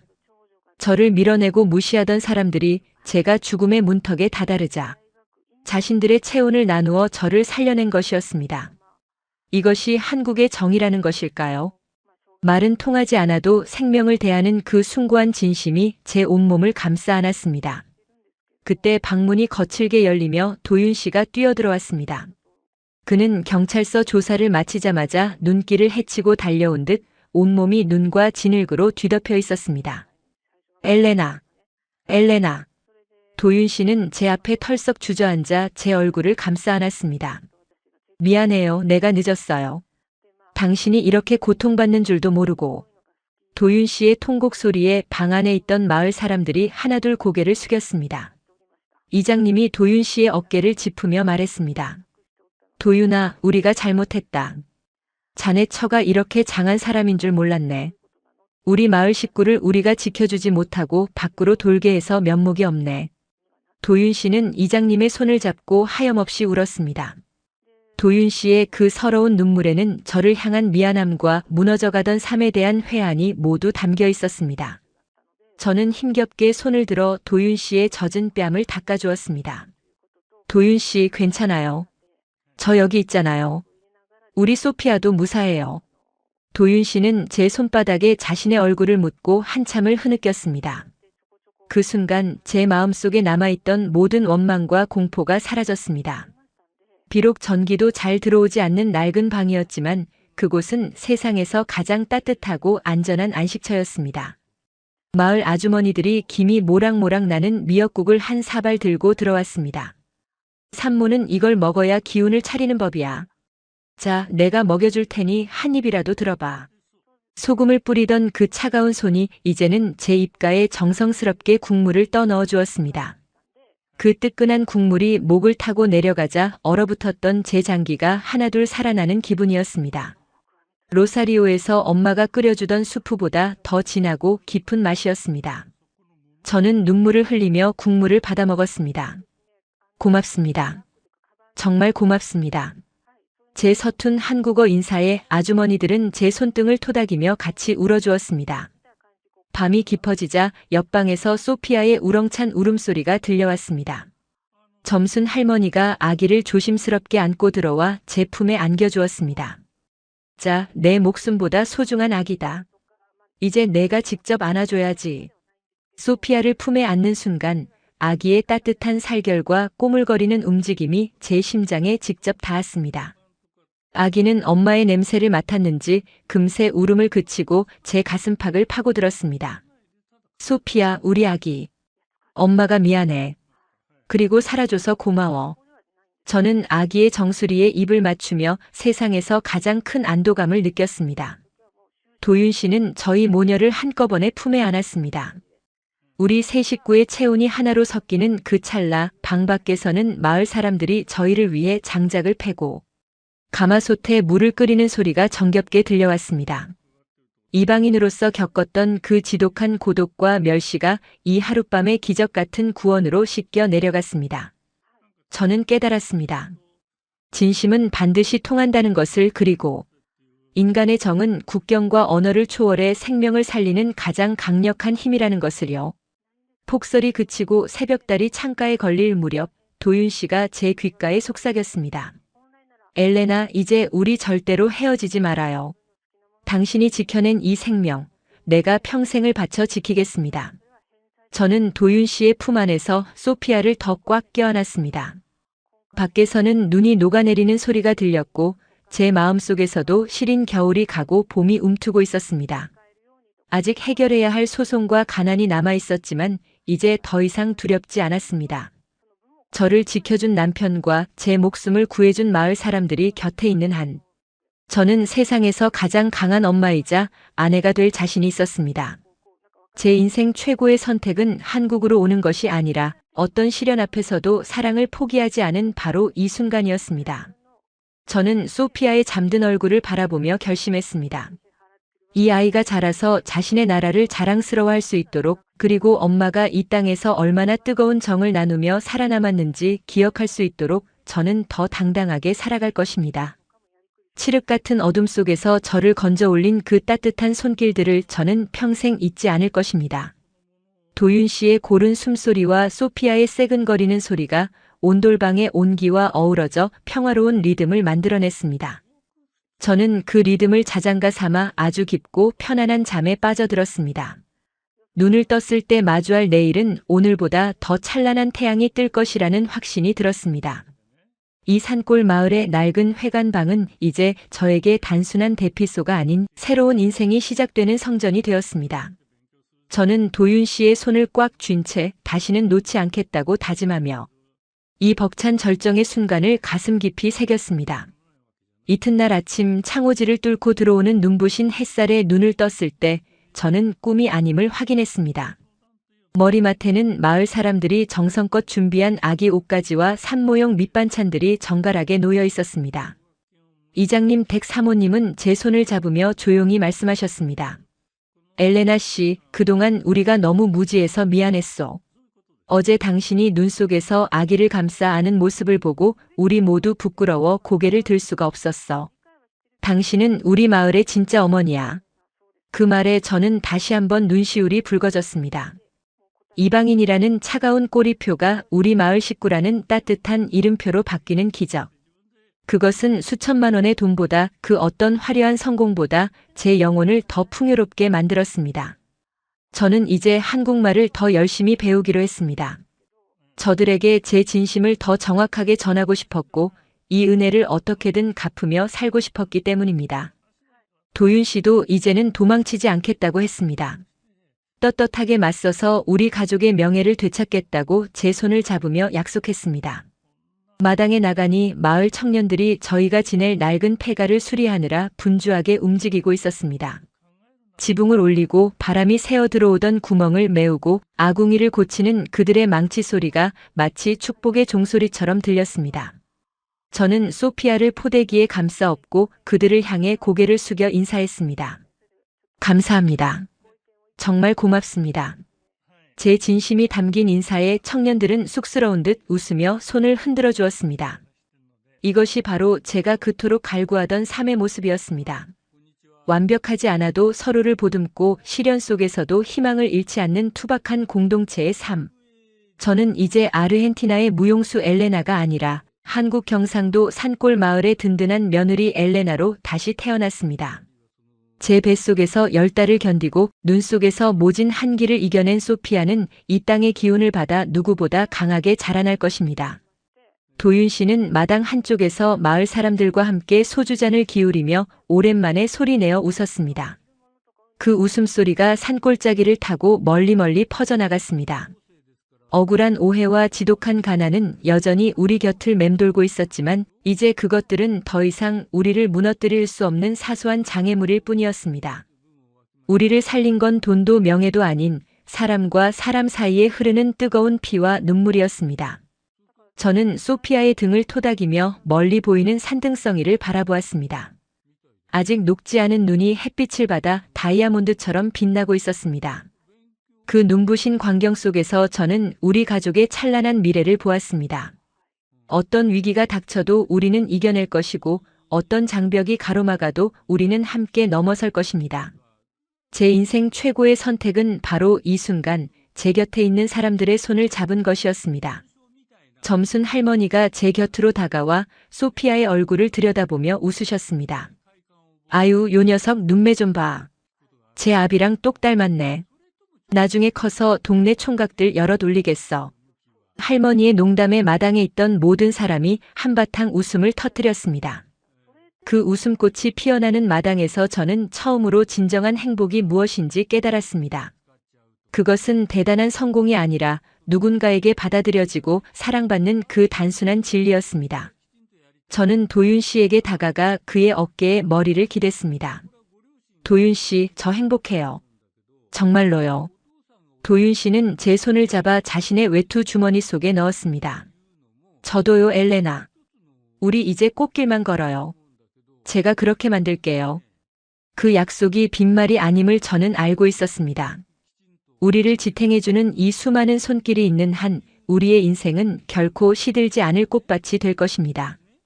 태양이 중천에 뜨고 눈 녹은 물이 졸졸 흐르는 소리가 들려왔습니다. 봄의 전령사가 찾아온 듯 산새들이 지저귀기 시작했습니다. 저는 소피아를 품에 안고 따스한 햇볕을 쬐었습니다. 이 평화로운 순간이 영원하기를, 그리고 우리 소피아가 살아갈 세상은 어제보다 더 따뜻하기를 기도했습니다. 25살, 인생의 가장 처절한 밑바닥에서 건져 올린 이 기적 같은 행복을 저는 평생토록 소중히 간직할 것입니다. 도윤 씨는 다시 공방 서류들을 챙기며 눈빛을 반짝였습니다. 마을 사람들도 도윤 씨의 기술을 돕겠다고 나섰습니다. 혼자서는 불가능해 보였던 일들이 이제는 함께라면 무엇이든 할 수 있을 것 같은 자신감으로 바뀌었습니다. 억울한 누명을 벗고 우리의 정당한 권리를 되찾는 날이 머지않았음을 직감했습니다. 저는 다시 한번 마을 사람들을 둘러보았습니다. 한때는 무서웠던 그들의 얼굴이 이제는 세상에서 가장 인자한 이웃의 얼굴로 보였습니다. 고통은 우리를 단단하게 만들었고 눈물은 우리의 마음을 맑게 씻어주었습니다. 이제 우리 앞에는 오직 사랑과 희망의 길만이 펼쳐져 있을 뿐이었습니다. 소피아가 제 품에서 새근새근 잠이 들었습니다. 아기의 고른 숨소리가 제 가슴을 간지렸습니다. 이 작은 생명이 우리에게 가져다 준 이 거대한 변화. 생명은 그 자체로 기적이고 그 기적을 지켜낸 사랑은 위대합니다. 저는 이제 더 이상 울지 않을 것입니다. 기쁨의 눈물 외에는 그 어떤 슬픔도 저를 흔들 수 없을 것입니다. 도윤 씨가 저를 부르며 환하게 웃습니다. 엘레나, 여기 보세요. 이장님이 우리 소피아 돌 때 입힐 한복감을 가져오셨대요. 저는 환한 미소로 화답하며 그에게 달려갔습니다. 햇살 가득한 마당에서 우리 가족의 새로운 이야기가 활짝 피어나고 있었습니다. 이것이 저의 진정한 절정이었고 제 인생에서 가장 눈부신 순간이었습니다.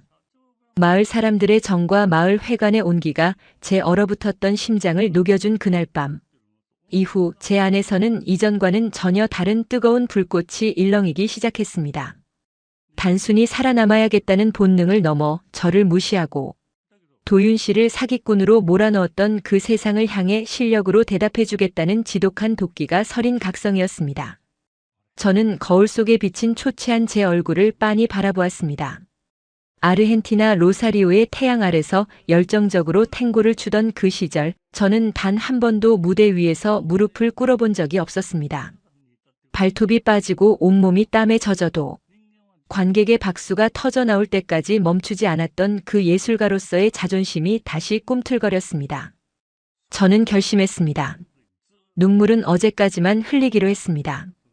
이제는 제가 가진 가장 날카로운 무기인 예술적 감각과 손재주를 꺼내 들어야 할 시간임을 깨달았습니다.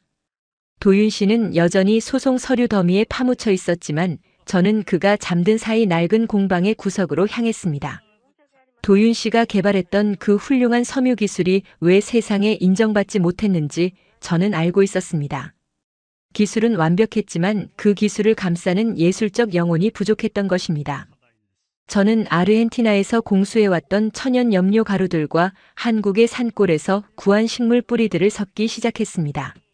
로사리오의 강렬한 원색과 한국 산천의 은은한 파스텔 톤을 결합하는 실험이었습니다.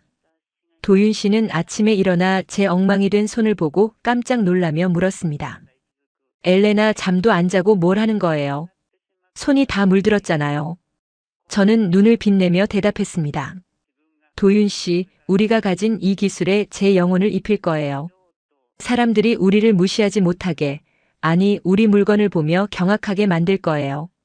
도윤 씨는 처음에는 제 광기 어린 눈빛에 당황한 듯 보였지만 이내 제 손을 꽉 잡았습니다. 엘레나, 당신 눈이 다시 살아났네요. 그래요, 우리가 가진 걸 다 쏟아부어 봅시다. 그날부터 산골 폐가는 거대한 예술 실험실로 변했습니다. 도윤 씨는 섬유의 조직을 가장 섬세하게 직조해냈고 저는 그 위에 아르헨티나 전통 탱고 드레스에서 영감을 얻은 과감한 문양과 한국의 단청 문양을 절묘하게 배합해 염색해 나갔습니다. 마을 사람들은 여전히 저희 집 앞을 지나며 수군거렸습니다. 저 집 사람들 이제 미쳤나 봐. 산속에서 밤새도록 연기를 피우고 이상한 냄새를 풍기네. 하지만 저는 그들의 시선을 즐기기로 했습니다. 그들이 조롱할수록 제 안의 창작 욕구는 더욱 거세게 타올랐습니다. 어느 날 마을 이장님의 며느리가 저를 찾아와 비아냥거렸습니다. 엘레나 씨, 그깟 헝겊대기 좀 만진다고 뭐가 달라질 것 같아요? 우리 수건 공장 거래처나 돌려줘요. 괜히 동네 분위기 흐리지 말고. 저는 그녀를 똑바로 쳐다보며 조용히 웃었습니다. 이장님, 며느님, 일주일 뒤에 저희 공방으로 마을 분들을 다 초대하고 싶어요. 제가 만든 결과물을 보여드릴게요. 그때도 헝겊대기라고 생각하신다면 제가 이 마을을 떠날게요. 제 단호한 태도에 그녀는 코방귀를 뀌며 돌아갔습니다. 도윤 씨는 걱정스러운 표정으로 저를 보았습니다. 엘레나, 정말 괜찮겠어요? 일주일은 너무 짧아요. 저는 도윤 씨의 가슴에 손을 얹고 말했습니다. 예술은 시간이 아니라 찰나의 폭발이에요. 우리에겐 이미 모든 재료가 갖춰져 있어요. 일주일 동안 저는 식음을 전폐하다시피 하며 원단 한 필을 완성했습니다. 그것은 단순한 천이 아니었습니다. 도윤 씨의 정밀한 기술 덕분에 비단처럼 매끄러우면서도 강철처럼 질긴 섬유였고 그 위에는 제가 쏟아부은 아르헨티나의 정열과 한국의 정서가 소용돌이치고 있었습니다. 햇빛 아래 두면 각도에 따라 색이 변하는 오묘한 광택을 지닌 이 원단은 마치 살아있는 생명체처럼 숨을 쉬는 듯 했습니다. 드디어 약속한 날 마을 사람들이 하나둘 저희 공방 마당으로 모여들었습니다. 호기심 어린 눈빛도 있었지만 대부분은 비웃음을 준비한 차가운 시선들이었습니다. 저는 가장 아껴두었던 무용 의상을 입고 그 위에 제가 완성한 원단을 두른 채 사람들 앞에 섰습니다. 점순 할머니와 이장님 그리고 저를 무시하던 며느리까지 모두가 모였습니다. 저는 음악도 없이 오직 제 발소리와 호흡만으로 짧은 탱고 스텝을 밟기 시작했습니다. 제가 움직일 때마다 몸에 두른 원단이 햇빛을 받아 찬란하게 빛나며 마치 용의 비늘처럼 혹은 로사리오의 일몰처럼 색을 바꿨습니다. 사람들의 웅성거림이 순식간에 잦아들었습니다. 조롱을 퍼붓던 며느리의 입이 벌어졌고 점순 할머니는 너클 잃고 제 옷자락을 바라보셨습니다. 춤이 멈추자 정막이 흘렀습니다. 저는 원단을 풀어 이장님 앞에 내려놓았습니다. 이장님, 이게 저와 도윤 씨가 일주일 동안 만든 결과물입니다. 저희는 사기꾼이 아닙니다. 저희는 세상을 아름답게 만들고 싶은 예술가이자 기술자입니다. 이장님은 떨리는 손으로 원단을 만져보시더니 감탄사를 내뱉으셨습니다. 아, 세상에. 이런 천은 내 평생 처음 보네. 부드러운데 이렇게 힘이 있다니. 색깔은 또 어찌 이리 곱단 말인가. 저를 무시하던 며느리는 믿을 수 없다는 듯 다가와 원단을 만져보며 말문을 잇지 못했습니다. 아니, 이게 정말 그 낡은 기계로 만든 거라고요? 말도 안 돼. 이건 명품 중의 명품이잖아요. 그 순간 저는 통쾌한 승리감을 맛보았습니다. 저를 이방인이라 멸시하던 자들이 제 실력 앞에 굴복하는 모습은 그 어떤 복수보다 달콤했습니다. 하지만 저는 거기서 멈추지 않았습니다. 저는 이장님 며느리에게 다가가 원단 한 조각을 건넸습니다. 며느님 공장의 수건 기술과 저희의 이 염색 기법을 합친다면 전 세계 어디서도 볼 수 없는 최고급 수건을 만들 수 있을 거예요. 함께 해보시겠어요? 며느리는 당황한 듯 저를 보다가 고개를 깊게 숙였습니다. 엘레나 씨, 제가 정말 잘못했어요. 당신을 우습게 본 저를 용서하세요. 이런 실력을 가진 분인 줄 꿈에도 몰랐어요.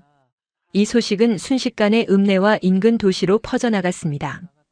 도윤 씨를 사기꾼으로 몰아넣었던 전 파트너의 귀에도 이 소문이 들어갔습니다. 그는 저희가 망해서 길거리에 나앉았을 거라 확신하고 있었지만 들려오는 소문은 정반대였습니다. 산골에서 천재적인 디자이너와 기술자가 만나 기적의 원단을 만들어냈다는 이야기에 그는 초조해지기 시작했습니다. 며칠 뒤 그는 고급 차를 타고 저희 공방에 직접 나타났습니다. 그는 거만한 표정으로 들어오며 말했습니다. 도윤아, 내가 여기서 무슨 장난질을 하나 했더니 꽤 쓸만한 걸 만들었다며? 그 원단 기술, 원래 우리 회사 거였으니까 당장 넘겨. 저는 도윤 씨가 대답하기도 전에 앞으로 나섰습니다. 당신이 바로 그 비열한 사람이군요. 도윤 씨를 이용하고 버린 것도 모자라 이제는 남의 예술원까지 탐내나요? 이 기술은 도윤 씨의 정밀한 조직 설계와 제 고유의 염색 레시피가 결합된 것입니다. 당신 같은 사람이 이해할 수 있는 영역이 아니에요. 전 파트너는 코웃음을 치며 저를 밀치려 했습니다. 외국인 여자 주제에 어디서 아는 척이야. 법대로 하면 이 집도 저 기계도 다 내 거야. 그때 마당 주위로 마을 사람들이 하나둘 모여들기 시작했습니다. 이장님과 청년들이 손에 낫과 괭이를 들고 무시무시한 표정으로 그를 에워쌌습니다. 이장님이 호령하셨습니다. 이놈아, 여기가 어디라고 함부로 행패냐. 이 사람들은 우리 마을의 보물이자 우리 식구다. 내 놈이 아무리 돈이 많아도 우리 식구 건드리는 꼴은 못 본다. 전 파트너는 당황해서 주변을 살폈습니다. 마을 사람들의 서슬퍼런 기세에 그는 뒷걸음질을 쳤습니다. 당신들 미쳤어? 내가 누군지 알고. 점순 할머니가 바닥에 침을 뱉으며 말씀하셨습니다. 내 놈이 사기꾼인 건 온 동네가 다 안다. 우리 며느리 엘레나가 만든 이 귀한 천을 내 놈 같은 도둑놈한테 줄 줄 알았더냐? 당장 꺼지지 않으면 경찰보다 우리 몽둥이가 먼저 나갈 게다. 그는 결국 꼬리를 내리고 도망치듯 차에 올라탔습니다. 멀어져가는 그의 차를 보며 마을 사람들은 환호성을 질렀습니다. 도윤 씨는 제 손을 꽉 잡으며 눈물을 글썽였습니다. 엘레나, 당신 덕분이에요. 당신이 이 마을 사람들의 마음을 얻고 당신의 재능으로 우리를 증명해냈어요. 저는 도윤 씨의 어깨에 기대어 미소 지었습니다. 아니요, 도윤 씨. 이건 우리가 함께 만든 기적이에요. 그리고 이제 시작일 뿐이에요. 저희의 제품은 엘레나와 도윤이라는 브랜드로 조금씩 이름을 알리기 시작했습니다. 대형 백화점에서 입점 제의가 들어오고 유명 디자이너들이 협업을 요청해오는 믿을 수 없는 일들이 벌어졌습니다. 어느 날 국내 최대 섬유 박람회에서 저희에게 초청장을 보냈습니다. 메인 부스에 저희의 원단을 전시해달라는 요청이었습니다. 도윤 씨와 저는 소피아를 업고 서울로 향했습니다. 박람회장 한복판 가장 빛나는 자리에 저희의 이름이 걸려 있었습니다. 도윤 씨를 비난하던 업계 관계자들은 저희의 원단을 직접 눈으로 확인하고는 경악을 금치 못했습니다. 이건 한국 섬유 역사를 바꿀 혁신입니다. 이 색감은 대체 어떻게 낸 거죠? 기자들의 플래시 세례가 터졌고 도윤 씨는 당당하게 마이크를 잡았습니다. 이 기술의 핵심은 가장 정밀한 한국의 기술력과 가장 뜨거운 아르헨티나의 예술적 영혼이 만난 사랑의 결실입니다. 전 파트너는 저 멀리 인파 속에서 일그러진 얼굴로 저희를 지켜보고 있었습니다. 그는 이제 더 이상 저희를 건드릴 수 없었습니다. 법원에서도 저희의 새로운 증거와 업계의 인정을 토대로 소송 기각 판결을 내렸습니다. 완벽한 역전이었습니다. 저는 화려한 전시장 한복판에서 도윤 씨를 바라보며 생각했습니다. 25살, 제가 한국행 비행기에 올랐을 때 가졌던 두려움은 이제 찬란한 영광으로 바뀌었습니다. 하지만 저를 가장 행복하게 만든 건 통장 속의 큰 액수가 아니었습니다. 전시장을 찾아와 저를 우리 엘레나라고 부르며 자랑스러워해 주시는 점순 할머니와 마을 사람들의 따뜻한 눈빛이었습니다. 사람들이 저를 향해 박수를 보낼 때 저는 마음속으로 아르헨티나의 부모님께 속삭였습니다. 엄마, 아빠, 저 드디어 해냈어요. 저를 비웃던 사람들에게 실력으로 보여줬어요. 저 이제 더 이상 도망 다니는 이방인이 아니에요. 도윤 씨가 제 허리를 감싸 안으며 귓가에 속삭였습니다. 엘레나, 당신이 정말 자랑스러워요. 이제 우리에게는 꽃길만 남았어요. 저는 소피아의 통통한 볼에 입을 맞추며 환하게 웃었습니다. 박람회장의 조명보다 더 눈부신 미래가 저희 가족 앞에 펼쳐지고 있었습니다. 무시하던 자들의 경악 섞인 시선 속에서 저는 가장 우아하고 당당한 탱고의 마침표를 찍고 있었습니다. 이제 진정한 반전은 완성되었고 세상은 엘레나라는 이름을 경외심을 담아 부르기 시작했습니다. 섬유 박람회에서의 눈부신 성공은 그저 시작에 불과했습니다.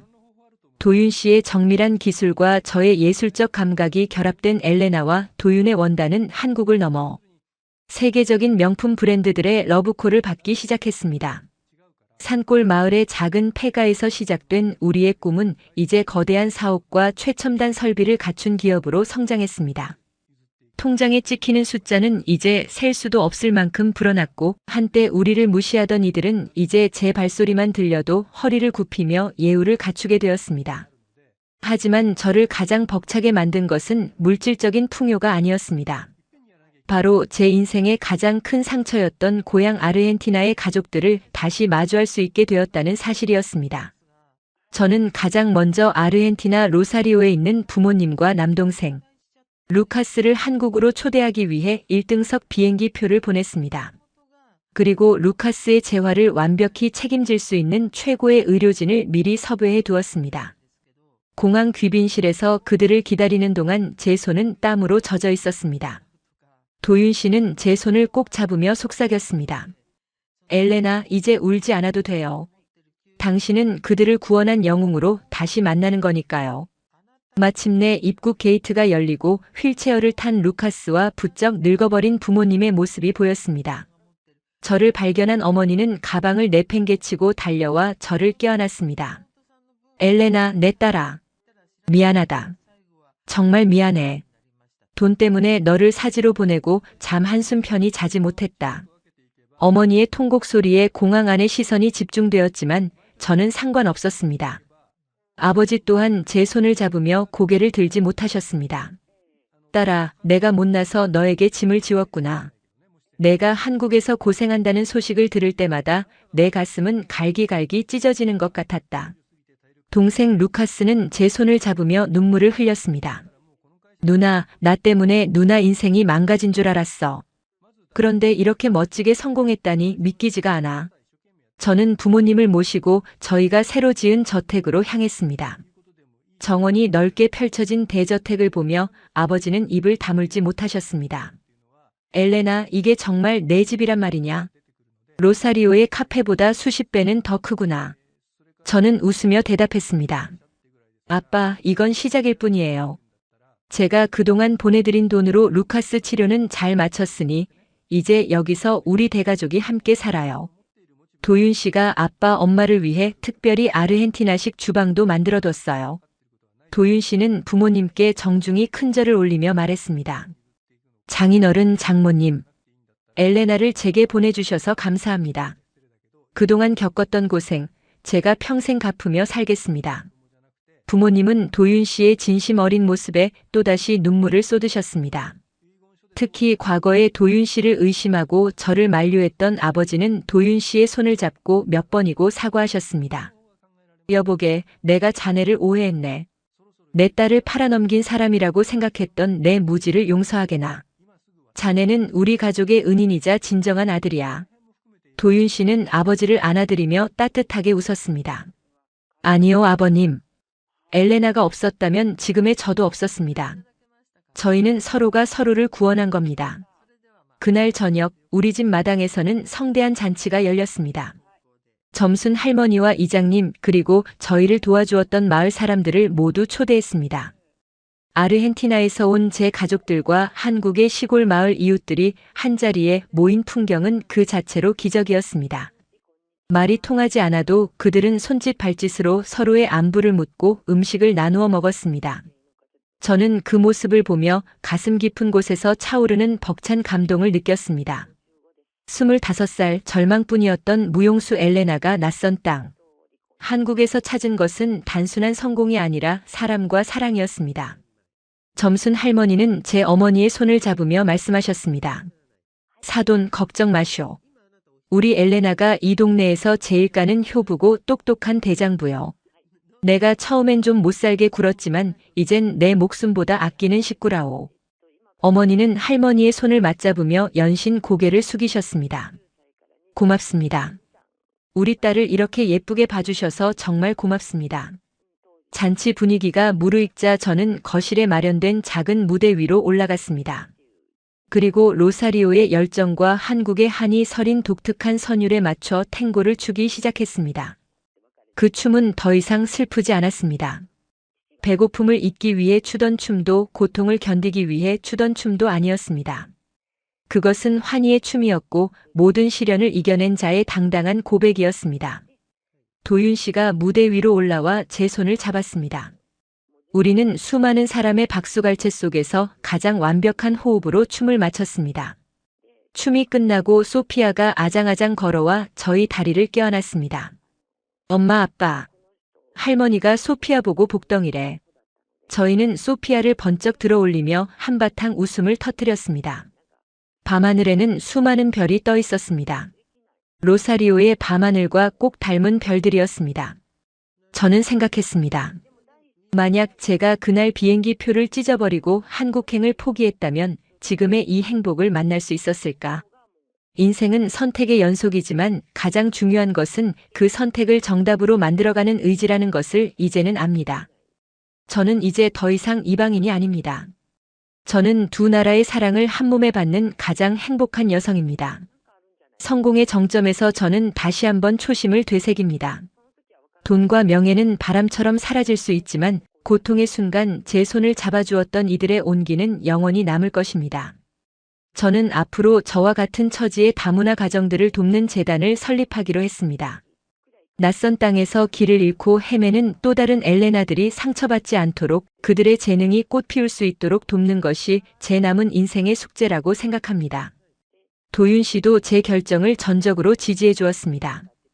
이제 우리 집은 늘 사람들로 북적입니다.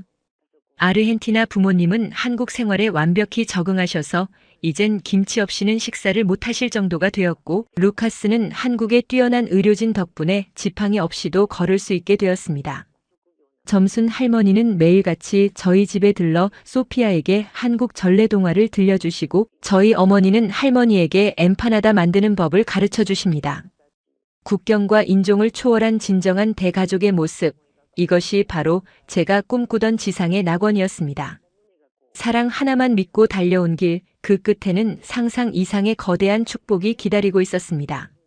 저는 매일 아침 창문을 열며 기도합니다. 저를 이 땅으로 인도해 주셔서 감사합니다. 저를 시련 속에 던져 단단하게 만들어 주셔서 감사합니다.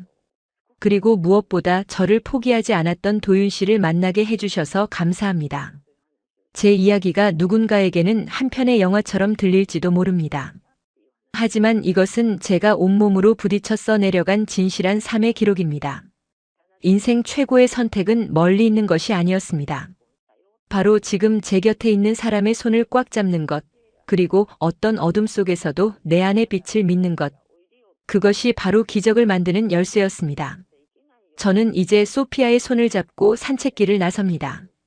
산들바람에 실려오는 흙내음과 꽃향기가 제 코끝을 간지립니다. 여기가 바로 제 고향이고 제 집이며 제 천국입니다. 저 엘레나의 감동 실화는 여기서 대단원의 막을 내리지만 우리 가족의 사랑 이야기는 내일도 모레도 계속될 것입니다. 여러분, 혹시 지금 너무 힘들고 외로우신가요? 앞이 보이지 않는 어둠 속에 갇혀 있다고 느끼시나요?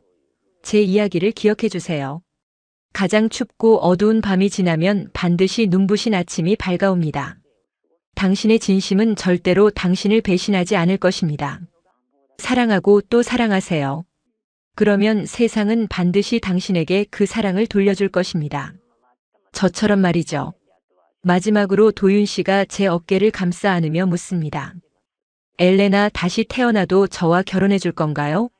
저는 망설임 없이 대답합니다. 아니요, 도윤 씨. 저는 지금 이 생에서 당신과 충분히 행복해요. 그래서 다음 생에는 제가 먼저 당신을 찾아갈게요.